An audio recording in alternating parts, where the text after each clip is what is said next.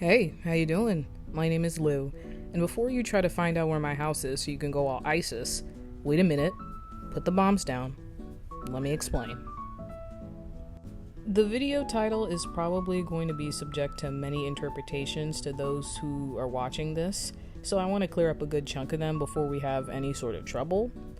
Firstly, I do not hate the first two HSM movies, nor do I think that they are bad movies. They are classics that redefine childhoods everywhere, and I still look back as an adult and garner joy and glee from what they did for not only me, but so many people who followed these Wildcats from the start of something new to the very end. And Sharpay's Fabulous Adventure, but that's another movie for another video for another day. But on one of these look-backs, I found myself examining these movies just a little closer. More specifically, I found myself giving the third movie a bit of a look-see. And I have to say, I think I may have garnered just a bit more joy and glee from this one than the other ones. Now, if you'll bear with me, I'll explain why this makes enough sense to the point where you won't want to set me on fire. And, happy grad season. Even though it's July. Better late than never, right? Right? There's practically nothing wrong with the first movie, if you don't think about it for more than 2 seconds. I love it with all of my heart, but even I can admit it has its problems. Namely the fact that Troy and Gabriella have the worst friends in human history. In the first two movies, Chad and Taylor are selfish, manipulative, and unsupportive of their friends' passion for both performing and for each other. In the first movie, Chad genuinely thinks Troy has an inability to be focused on both basketball and singing, and thinks he's supposed to carry the entire team's weight. Instead of trying to help his friend through clear confusion and a desire to pursue multiple hobbies, he tears him down, wears him out, and beats him with a basketball until Troy yields. Taylor, while slightly better only due to the fact that the movie completely brushes her character aside, is just as unsupportive and self-motivated. She is obsessed with this science decathlon thing that every nerd in the 2000s did to make them even more nerdy, which is fine. What is not fine is Taylor's incessant need to reduce Gabriella to some sort of tool for her own goals. And yes, for most of what I said, you could argue that, of course they act that way, Lou. They're teenagers and their knowledge and emotional maturity is highly limited at best. And I would not argue with that observation at all. In fact, I would completely agree with you. However, this situation is an exception to that, because in the first movie, Chad and Taylor trick them. Troy breaks down after all the pressure and manipulation that he's been suffering for the entire movie and just says what his teammates obviously want to hear.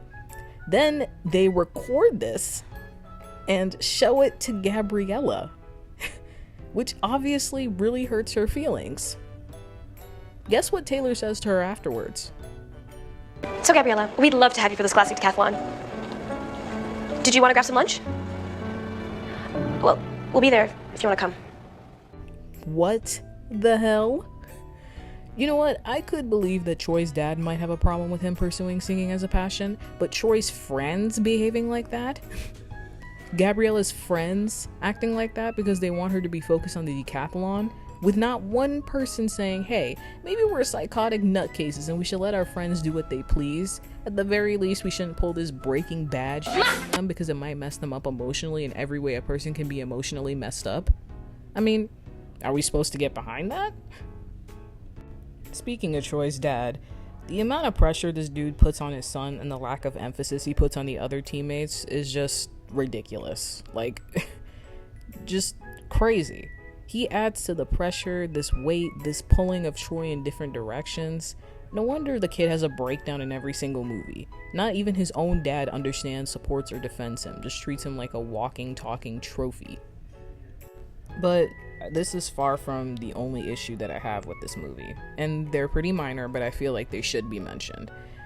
Why does anyone care if these two high schoolers want to sign up for a musical? The high school ecosystem is so sensitive. People need to worry about Troy and Gabriella breaking free. Why does Chad care that other cliques in the school think they can talk to the jocks? You could just, I don't know, ignore them? I get that high schoolers probably don't think that much outside of their world besides high school, but this is just a level of disbelief I cannot suspend. Sharpay Evans, as much as we love her, is a complete caricature. She's over the top and theatrical, which is clearly the point, as she is obsessed with, theater. But her and Ryan's obsession with Troy and Gabriella, even for their part in the school musical, is even more dramatic than the actual character is. And this isn't me coming for HSM, it's me coming for every single teen movie that resorts to this. No one is this obsessed with people they think are losers in real life. If that were the case, I'd be getting it from every side. My point about HSM 1, despite the nostalgic value and timeless quality, is that it presents its themes in an unrealistic, hokey manner, which, at least for me, makes it harder to relate to. I mean, unless you can relate to breaking out into random dance breaks wherever, having your friends tell you that you shouldn't pursue things you're passionate about by singing it to you, or by having a blonde, pink-obsessed girl hunt you down like a hitman. If not, there might be some truth to what I'm saying. HSM 2 actually really ups the ante in a lot of areas. The music is nuts! I remember most of the lyrics, all of the enunciations, every scene where a song was about to rock my world. What Time Is It continues to be relevant to this day. To this day. I remember thinking it when I was trying to do finals for just this last semester. I was like, I cannot wait until I'm free from this never-ending pain and torment. I also think that Gabriella's character is very strong here. She's the only character that doesn't care to manipulate Troy from her own personal gain, remains patient with him even as she's clearly frustrated by Troy standing her up, and she even stands up to Sharpay near the end of the movie. I have no idea why people don't like her. She's probably one of, if not the only person who doesn't try to manipulate, sabotage, or gaslight Troy in this whole trilogy. I want him to cling to Gabriella like Usher. There goes my baby. The humor is great. This is probably up there with some of the funniest DComs. Every character has found their grooves in terms of what makes them funny and what their comedic strengths are. The group dynamics are fully formed and the ensemble has become tight and clicks well. Sharpay, although still a caricature, is a fully formed caricature. They know what to do with her and use that to their advantage. Ashley Tisdale is loving bouncing around the screen like a pink Looney Tune, I can tell. The movie also does give Ryan more depth and doesn't keep him a one-dimensional sidekick, which is much appreciated. But unfortunately, there's a big problem in this movie that I find weighs it down in comparison to the third. Take a wild guess what that problem is. I bet you'll never figure it out. Troy finds himself at the center of the Evans' favoritism due to Sharpay's manipulation, because that's what it is, manipulation. I've heard a lot of discourse about Troy's character over the years and how HSM may have unfairly villainized Sharpay. Or, and I know this might be a radical idea, maybe they villainized her because she is a villainous character. This film, out of all three, is probably the most obvious example of that. She invited him to the country club in the first place. She manipulated him into spending time with her family. She goads him to singing with her at the talent show. She's just like Chad in the first movie, beating Troy with a pink metal bat until he cracks. Have you noticed that? People beating Troy with something until he snaps? But at least Sharpay is supposed to be villainous. That means she doesn't owe Troy support or niceties because she isn't his friend. Chad and Taylor and Gabriella, I expect better from them. But instead, they decide to gawk because Troy might sing with Sharpay in the talent show for a college scholarship? That girl's got more moves than an octopus in a wrestling match. He knows how to swim. Yeah, Troy can handle himself. I did overhear him asking her for her opinion on his new Italian golf shoes. He didn't ask me. So wake up, sister. She's basically offering him a college education just to sing with her in the talent show. Troy would never do that. You got eyes. Use them. Let's go eat. Yeah, I gotta go. Hey, see you later. Okay. I'm sorry. Maybe I've spent too long caring about my academic future, but I'm struggling to see how this is an issue. Why is it so terrible if Troy actually thinks about his future and opportunities beyond high school? Troy saw an opportunity and he took it. But his friends are so petty that they basically leave him out of everything and chastise him for not staying at the level that they're comfortable with. Hey, LeBron. Gotta go with the Red Hawks. You know, they're very tall. We got Vince from maintenance to play, so it worked out, in case you wondered. Well, maybe we can play later today. I don't know. Check with Vince. Mr. Evans set up the workout, not me. Did you even ask to include us? Captain? I didn't go looking for the Red Hawks. The Red Hawks came to me, okay? I didn't sign up for this golf job. Fulton offered it. I said yes. My decision. But I show up to work. Same as you. So chill, man. You get a speck of dirt on your pants and someone dry cleans You wouldn't do the same thing. If I was as good as you. I did not say that. You didn't have to. And neither did you. No, We didn't vote you captain because of your jump shot. Okay, we did it because you're the guy who usually knows what's up. But I guess things change. you think you got me all figured out? Well, I don't think so. And I don't answer to you. Maybe you should start answering yourself. We have been like brothers since preschool. If I don't know who you are these days, then who does? This scene raises my blood pressure every time I rewatch this movie. Because so what if people are dry cleaning his clothes? If Chad had the same opportunities, he'd take them too. But he's clearly just jealous that Troy is going somewhere that he's not. And that's not an exaggeration either. Why else would Chad immediately default to, oh, if I was as good as you? Besides maybe like 2 pretty brief instances in this movie, when did Troy act like he was too good for you guys? He obviously still wants to spend time with all of you, so why are you making him feel some type of way? Even Gabriella, the only character I don't think is trying to manipulate Troy, is being kind of unreasonable. You can't quit. Us working together sounded good, but plans change and people change. The club talent show was a big deal for Sharpay and evidently for your future, so it's cool. Just make it happen. Wear your new Italian shoes. Hey, I'm still me. Blowing off your friends, missing dates. If that's you, it's good to know. What are you talking about? It's been 1 summer. He's not even acting that different. For all we know, this could be happening in the same month. But his friends are acting like he became a whole new person, comfortable making judgments on his character so quickly. At least Chad has actually known Troy since they were kids. Gabriella is just dogging on him. And this gets to the point where Troy starts doubting what he's doing. He starts doubting that he should secure his future, think about college, and make sure the financial strain on his family doesn't bear down on him. You guys are bad friends. But eventually, Troy deliberates over this choice in the superior song from this movie, and it pushes him to give up the opportunities that he's been given because, and I quote, I'm more interested in what my friends think of me. And what I think of myself. Oh, we can all what I think of myself, I guess. Okay. Troy, I think what you meant is only the first part. You're making this decision based on people you very well may not talk to in 5 or 10 years. It was pretty obvious they were jealous of you, and he still folded and gave it up. Everyone was saying they didn't like the person he was becoming. Which was who, exactly? He was acting the same, just busier. So because he didn't prioritize them every waking moment, he wasn't acting like himself anymore? That's an extra layer of manipulation. And I know I keep saying that word, but this series really could be called High School Manipulation for how much it's employed throughout the series. Point is, Troy deserved better in HSM2, and that's why I struggle to give it any more merit than I already have.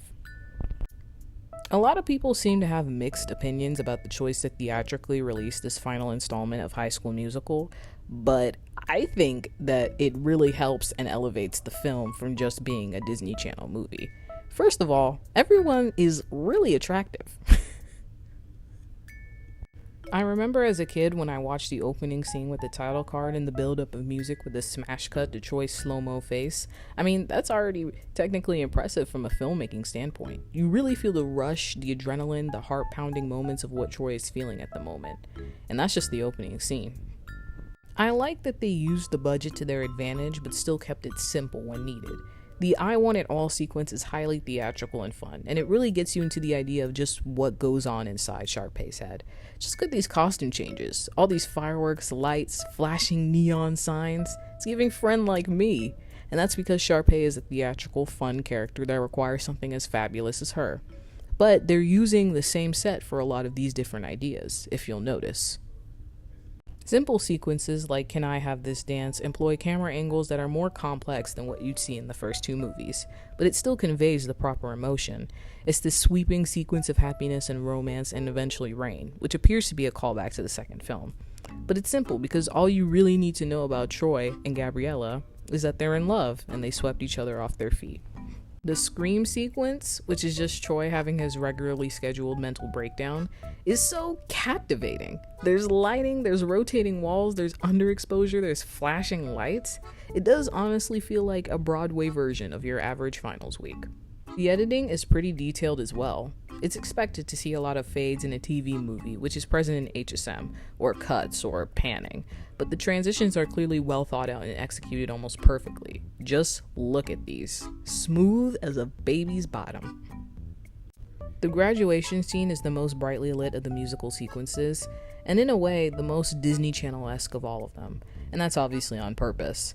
After enduring a movie full of moody lighting and dark visuals, the movie comes out triumphant on the other side. It's almost as if it's telling you that if you embrace the future, it will embrace you back. This movie is probably what I would consider to be the most serious of the trilogy, or at least takes itself the most seriously, and that's because of the weight behind it. It's the final installment, the last call, the big old wave to all the kids who grew up watching these Wildcats, and as such, it can't be even the slightest bit below standard. Kenny Ortega knew this and decided to infuse the story with this weight. Choi has no idea what he's going to do for what could very well be the rest of his life. He and Gabriella contend with the idea of no longer being so close to each other. Everyone is so busy during their senior year that they don't have time to do a show. Choi and Chad are trying to relive a childhood that was over a long time ago. And these are more complicated real dynamics that a senior might actually have in their position. HSM 1 was nostalgic, but unrealistic. HSM 2 was fun, but fleeting. HSM 3 has the most staying power because it recognizes that it's growing up and that its audience is growing up with it. But it doesn't always have to be bogged down with boring adult stuff. Sometimes you can be silly. Choi and Chad steal their teammates' clothes, Sharpay daydreams about her future, and Choi and Gabriella dance in the rain. I like how Choi and Gabriella have realistic conflicts that you can imagine actual seniors might have in their position. You might not have gotten it when you were a kid, but when you watch this movie again after you graduate, it's amazing how hard this hits you. It's like a happy version of blunt force trauma, if such a thing exists. Everyone is going in different directions, walking away, wink wink, and you still have to decide what you want for yourself. Speaking of which, I'd like to have a talk with anyone who doesn't think the music for this movie is absolutely incredible, because you're wrong. And plus, you can't really talk about the story and the music separately from each other, so enjoy me raving about most of the songs in this movie and talking about something we call the plot in between. The film begins with Choi's gross, sweaty face as the Wildcats are competing in the very last game of the season, and thus the last game the seniors are to play that year. It's... This opening sequence really sets the tone of the film perfectly, I think. This is really their last chance to get things right, and they have to work together to make it happen. It's high energy, it's intense, it's serious, but I think it's pretty powerful. Like a punch to the heart. Which, if you enacted on someone, I'm sure would be pretty powerful. I wouldn't recommend that, though. I am against violence. I'm a very happy, bubbly, sunshiny kind of person. But even when it seems like they might lose, they get it together and secure the win. It kind of feels like it's not just about this movie, this specific game. It feels like the filmmakers are almost talking directly to us. After this sequence, we see a celebratory party for the Wildcats. As Choi swims through the crowd, chatting up people, talking to the devil's cream cheese, and finally retreating to his old treehouse, he and Gabriella start talking. We're told that Choi has decided on his father's alma mater. Meanwhile, Gabriella has been accepted to Stanford, 1,053 miles away from where they live in New Mexico. Yes, if you didn't know, I take great pleasure in telling you now. This and this is happening most likely at the same time. Instead of finishing this conversation by speaking, they decide they can up the ante in song. Right here, right now.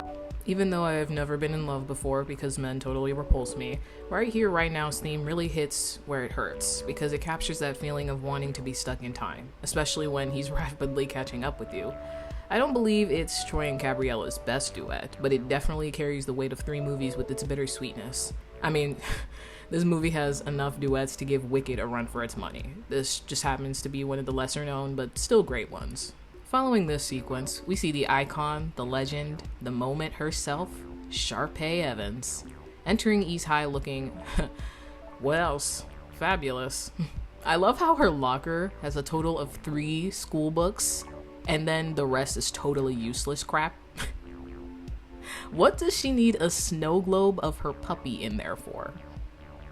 It is here we meet Tiara Gold, looking to be her personal assistant and also a waste of our time. This character is nothing and nobody. Next. In Homeroom, due to the lack of signups for the musical, Kelsey commits a crime, like an actual crime, and volunteers everyone in Homeroom, which disgusts them because we don't got time for that. I actually really like this development because unlike in the first 2 movies where Troy obviously had a passion for singing but always staunchly refused to act on it, there's actually a legitimate reason as to why there's conflict here. Even Gabriella's Care Bear face can't convince them until Troy decides to do it anyway. Mrs. Darbus tells them the 4 of them are being considered for a single prestigious scholarship at Juilliard School, a performing arts school. Sharpay Evans, Ryan Evans, Kelsey Nielsen, and... Yup, the man with the Roblox bowl cut himself. While Troy didn't initially apply to the place, now it has him reconsidering the plan that he's planned ever since Plan to Plan. Sharpay thinks that Troy is faking it, attempting to steal the chance at going to a performing school when she clearly deserves that opportunity. She's Sharpay. She, you know. I Want It All is essentially a bigger, more theatrical version of Fabulous, and I wouldn't call it more creative. I just think that they were able to be more innovative because there was more money at their fingertips. I mean, you would have never seen something like this in the first 2 movies, and I think that's a good thing. Using the same set for all these creative ideas that also signal what's going on in the character's head. That kind of gives the film a bit more realism in the musical department, rather than just everyone dancing and breaking out into song and someone who doesn't know the dance routine looking terrified in the corner. The performances carry the song itself, as the arrangement is a little average until the end. Holy fuck! The sequence at the end has solidified itself into my memory until the end of time. Iconically using an umbrella to keep the sun off, Taylor talks to Gabriella about the little-known fact that she's actually up for freshman honors, meaning she may not be there for the musical she forced everyone to sign up for. She meets Troy on the rooftop and she basically asks him, you know, the ultimate duet in probably the whole trilogy, and you can fight me on that. It's traditional, it's classical, goes back to the roots, and in doing so builds an intimacy that I don't think other duets Troy and Gabriella have achieved. Not that there was no intimacy, but those are light, slightly more immature. This has a lot of depth to it. You really feel the weight of these 2 people who have been in love for years in this single sequence. It's gorgeous. I love it. Troy admits that he does love singing to Gabriella, but his friend and his dad are holding him back from coming to terms with it. Of course they are. U of A wasn't even his first choice, and he can't deny that he's been looking at what else is out there for him. Meanwhile, Chad, after miserably failing the first time, asks Taylor McKessie to go to prom with him. Troy is petty as fuck and makes sure that the whole cafeteria is silent so he can go through with it. Surely this is gonna be... Can't wait to remember. I think this song is one of the best arranged in the film, and dare I say it, the trilogy. There's clearly a lot of layers added to it and added harmonies that make the song come together. And it's also highly choreographed. You can really tell a lot of work was put into it, and I can't say that I don't appreciate the song and sequence for it. Anyways, turns out this was actually a part of the senior year musical that the characters are a part of. After some more scheming and scaring, Miss Darbus appoints Sierra and Trying Times as understudy since they won't bug off. The 2 of them have a battle of wits. It's a useless scene and it doesn't matter because they never got the spin-off that it was meant to set up moving on. Gabriella tells Taylor that she's been accepted to Stanford on early admission, which Tiara oh so discreetly overhears. She plots with Sharpay to manipulate things in order to have her miss the musical. Kelsey and Ryan begin to have a little bit of a breaking free moment themselves. It's pretty clear that they, you know... Okay, that wasn't great. This number employs a bit of an unusual jazzy, maybe even choral or gospel element. The latter reprise of one where Waste of Space harasses Sharpay actually sounds pretty decent, even if used comedically. I think saving the full song for the actual musical was the better choice rather than if we heard it all in that part of the movie.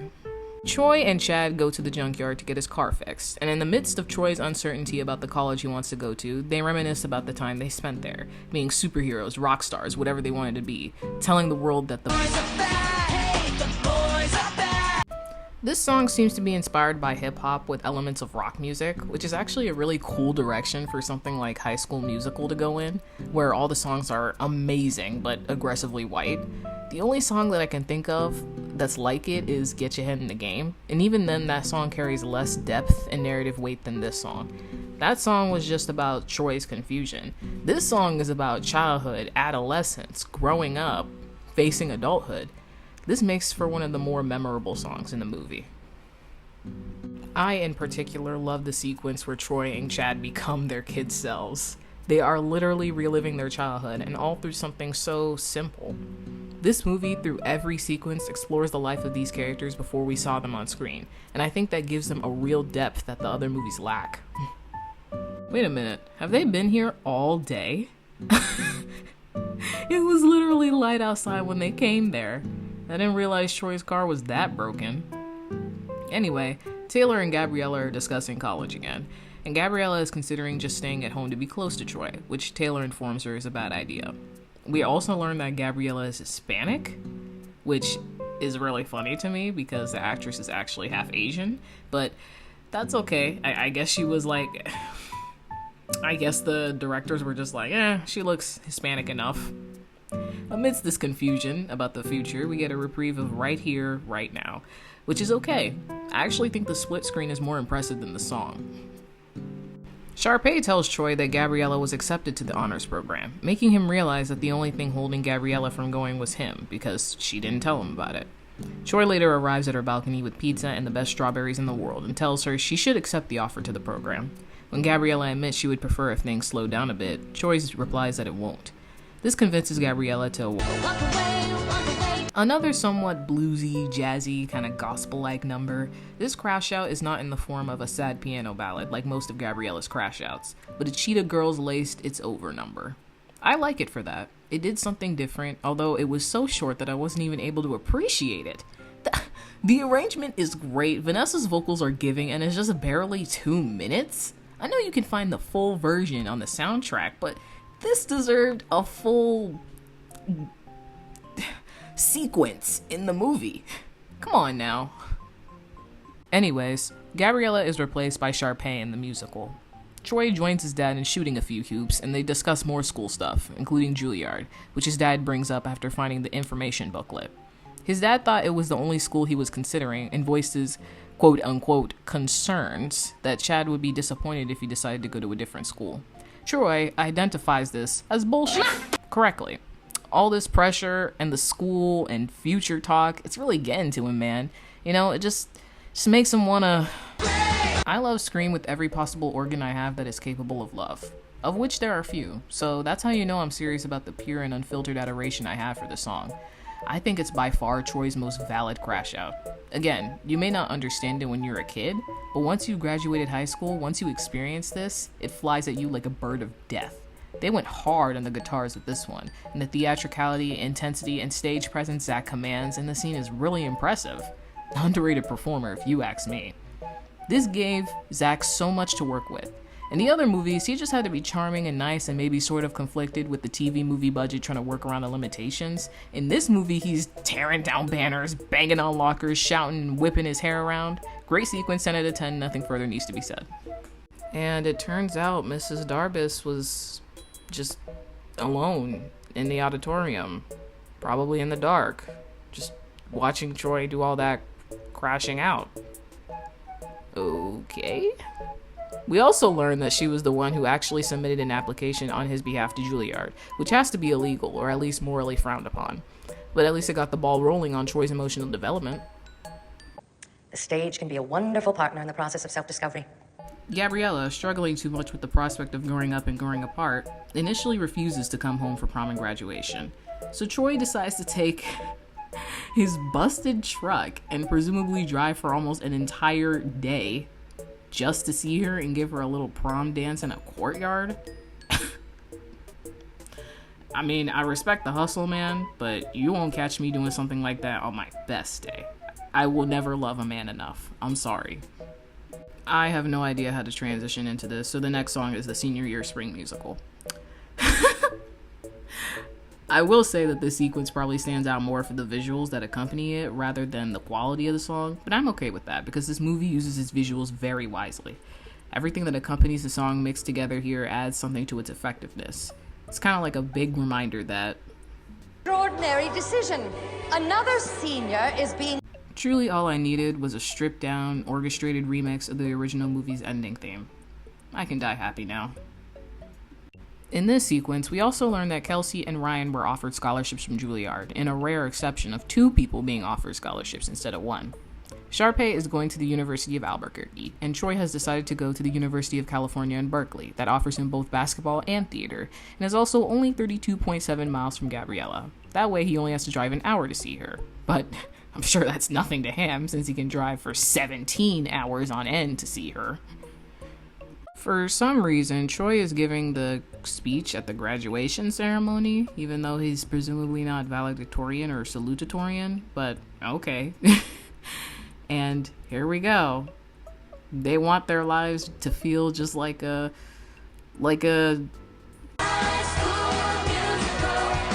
If there's anything this film is gonna leave you with, filling your heart and living rent-free in your head with, it's this song.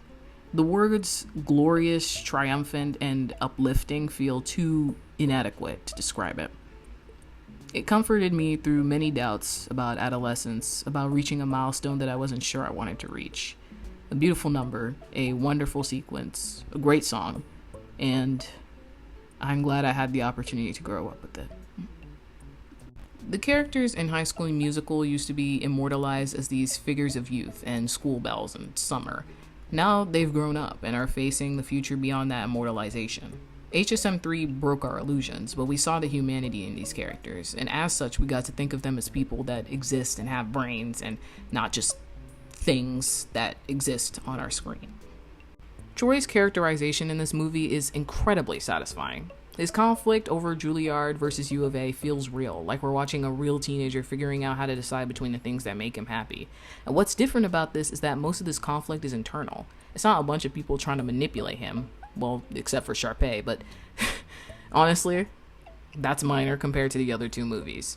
There's no threat that needs to be neutralized. This is something Troy is largely facing by himself and trying to decide on his own terms.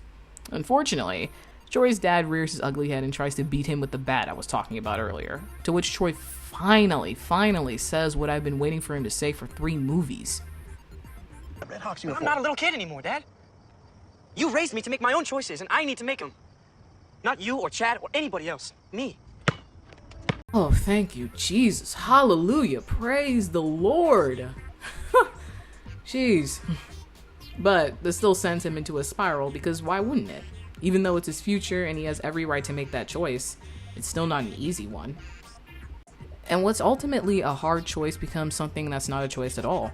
Troy decides to work with what he's got and blends both interests in one degree. He prioritizes his career and future while still maintaining his relationship with Gabriella, and I like that. It's a better message than HSM2, which is give up what could be an excellent opportunity for you because your friends don't like feeling inadequate compared to you. Gabriella struggles the most with things changing and the prospect of growing up. Even though I personally found it a bit whiny on her part, because I have a cold dead heart and completely accepted I would probably never talk to or see my friends again after we graduated and barely even opened up the tiniest possibility in my heart that I would become friends with anyone permanently in college, it still worked because it showed a real spectrum of senior problems that was remarkably nuanced for what this movie was. I never thought she was being unreasonable or dense, except for the one time she was considering going to U of A just to be close to a man. And Taylor calls her out for it, so it's okay. Speaking of which, for once, Chad and Taylor are not being bad friends to Troy and Gabriella. Never thought I'd live to see the day. They just have their own thing that they're certain of, but they're not trying to manipulate Troy or Gabriella into doing what they want. Chad gives Troy the space to make his decisions about his own future, and Taylor advises Gabriella on future opportunities. She doesn't try and goad Gabriella into taking them for her own benefit. Sharpay is toned down in this movie by like 0.2%, but still toned down and not a cartoon like the second movie. Not that that was a bad thing, but For what is easily the most serious, mature installment of this franchise, Sharpay needed to grow with it. She needed to be a little more serious and mature. Luckily, this movie puts this aside and lets her be a human for a sec. Like, even though she's still fairly obsessed with Troy, this movie dives the most into her and Ryan's ambition beyond high school. And this is part of where the bigger budget helps the characters, because it really shows you where Sharpay wants to be in life and the type of movie star she wants to be, rather than just accentuating her flair for the dramatic as a gimmick. She gets back up after being tricked by her assistant, showing who's actually up when it comes to the stage, and I like that. I like how this movie revealed layers to Sharpay's characterization that weren't really present, because the first two movies often spend time reveling in what a villain she is. She'll be alright after high school, and that gives me comfort, like being in a warm, fluffy pink blanket. I'm really glad this movie didn't neglect Ryan or Kelsey's characters and gave them so much to work with. They made Ryan a talented choreographer, a down-to-earth guy that doesn't remain in Sharpay's shadow and becomes a serious driving force in Hollywood in his own right. He'll be alright after high school too. In fact, he'll probably be more than alright. There are these other characters that I don't really give a fuck about, but since the film cares about them, I feel they should be mentioned. I still don't give a fuck about them. Especially not Matt Prokop's weird ass. Apparently they were supposed to be potential spin-off characters, but none of them have the staying power of any of the original trilogy's characters, so I'm really glad Disney didn't even bother. Oh wait. I know I've said a lot of things about HSM as a whole. A lot of things that probably hurt your feelings. And I just want to apologize to the 8-year-old you that was glued to the screen in the 2000s who dragged their parents to the theater to see this finale. Because honestly, I probably did hurt your feelings a little bit. But I owe it to all of you to be honest. And I truly did connect with High School Musical 3 more than any other film. Maybe it's because I've graduated from high school at this point and I'm also facing the future beyond it, just like these characters in particular. Maybe it's because I'm comforted by this movie not allowing me to live in an illusion that wouldn't last forever. Maybe because it parented me through early adulthood because I didn't have enough people doing that for me in real life. Whatever the case, I concede that High School Musical 3 gave us everything, and I will always see it as the best in the trilogy because of that generosity. Happy 20th birthday, High School Musical. Thank you. Okay, thanks, bye.